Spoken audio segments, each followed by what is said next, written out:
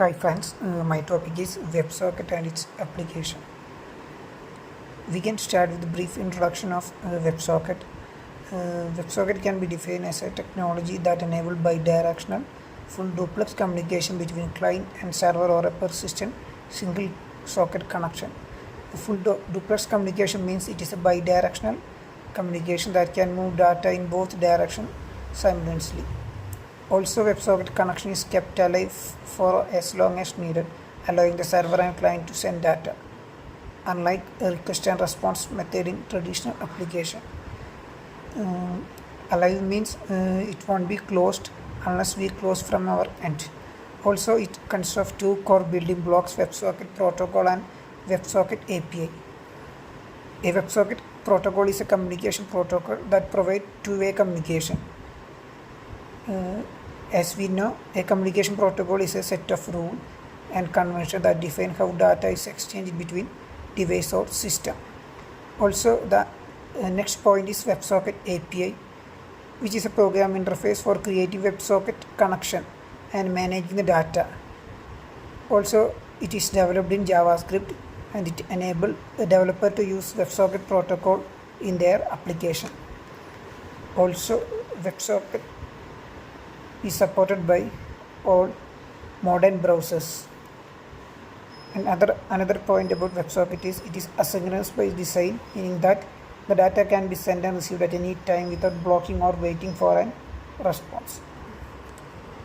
Next is the application of WebSocket in live scenario. The first point is Power Live chat experience. Its real-time messaging can be enabled in a chat app using WebSocket. Unlike traditional HTTP polling, WebSocket allows for instantaneous message delivery. HTTP polling means request and response method. We have to provide a request to get a response. Also, we can integrate chatbot with the chat application to provide a automated quick response in real time. Next point is broadcast real-time event data such as live scores and traffic update. We can take an example of ClickBus where the score is updated real time. It can be easily done using WebSocket application. Next point is facilitate multiplayer collaboration on shared project. We can take the example of Google Sheet in which we can update and sheet will be updated automatically for the other person. It is also a use case of WebSocket. Next, deliver notification and alert. Deliver notification means push notification can be easily done by WebSocket. Next, keep your backend and frontend in real-time sync. Without triggering an event, when there is a change in frontend, it can be easily updated to database using WebSocket. Also, the next point is add live location tracking capability to open mobility and food delivery apps. We can take example of Swiggy app in which we can see the location is changing without any button trigger and all. It is done by using WebSocket. Next is about the working of WebSocket. Working of WebSocket mainly involve three major steps: opening a WebSocket connection, data transmission or WebSocket, and closing a WebSocket. We can go briefly about opening a WebSocket connection. WebSocket connection start with an initial HTTP handshake. The client sends an HTTP request to the server with an upgrade header indicating the desire to upgrade the connection to WebSocket. Then server responds with the WebSocket handshake acceptance. It responds with an HTTP response indicating the acceptance of the WebSocket upgrade. After that, once the server sends the response and client receives it, the WebSocket connection is established and the connection is upgraded from HTTP to WebSocket. The subsequent communication uses the WebSocket protocol. Also, the next step is data transmission or WebSocket. After successful handshake means process of establishing a WebSocket connection. It exchange message over a persistent connection. It may contain string or binary data. Data transmission in a WebSocket is achieved through the exchange of frame. Each frame consists of a frame header and a payload. The last step is closing a WebSocket connection. After message transmission is completed, WebSocket can be closed. Either the client or server can initiate the closing of WebSocket connection. This involves sending a special close frame. It is important to note that WebSocket connection process involves a handshake that complies with the WebSocket protocol. Subsequent communication is then performed using WebSocket frame. WebSocket API in web browsers provide a convenient way for developers to work with WebSocket connection in JavaScript.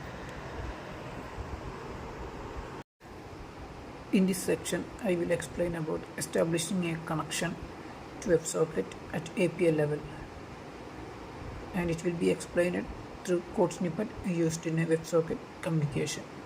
First step is to create a WebSocket object. To establish a WebSocket connection, you need to create a WebSocket object. You can do this by providing the WebSocket URL as an argument to WebSocket constructor. Example code can be seen. In this, WS is a WebSocket. Also, we can use WSS, that is WebSocket secure. Next is a WebSocket event handler. The first one is onOpen, which is triggered when the connection is successfully established. The code is socket.onOpen. Then next is the onMessage, which is triggered when a message is received from the server. Next is a socket.send, which is used to send message to the server. Last one is socket.onClose, which is triggered when the connection is closed. In the next section, we can move on to the pros and cons of WebSocket. The first point is real-time communication without the need of request and response by the client and server.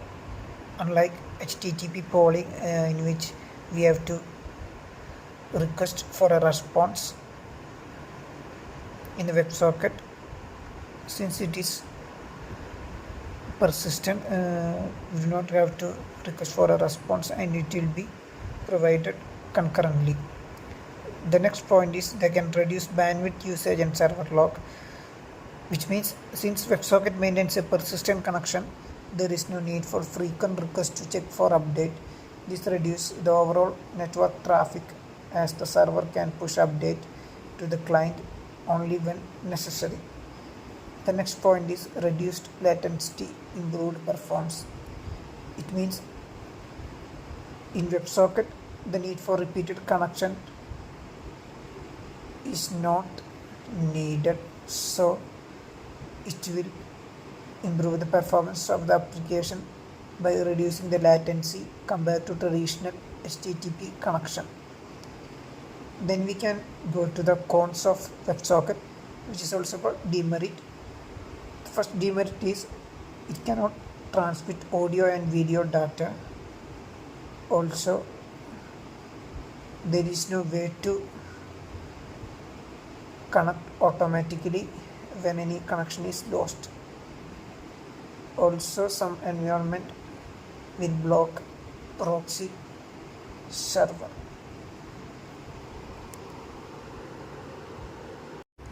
Next section is about security concern when using WebSocket. The first point is connection using the WSS, which indicates that connection is encrypted using SSL or TLS. We can also implement CRS restriction in WebSocket by adding code allow access CRS origin, which means restrict communication from certain source only. We can also use a cookie header to implement Security in WebSocket. Also, we can use JSON web token method to implement security at the application level. Also, please note that WebSocket protocol doesn't prescribe any particular way for servers to authenticate client. For example, you can handle authentication during the opening handshake by using cookie header, and also we can use authentication and authorization at application level by using techniques such as JSON web token.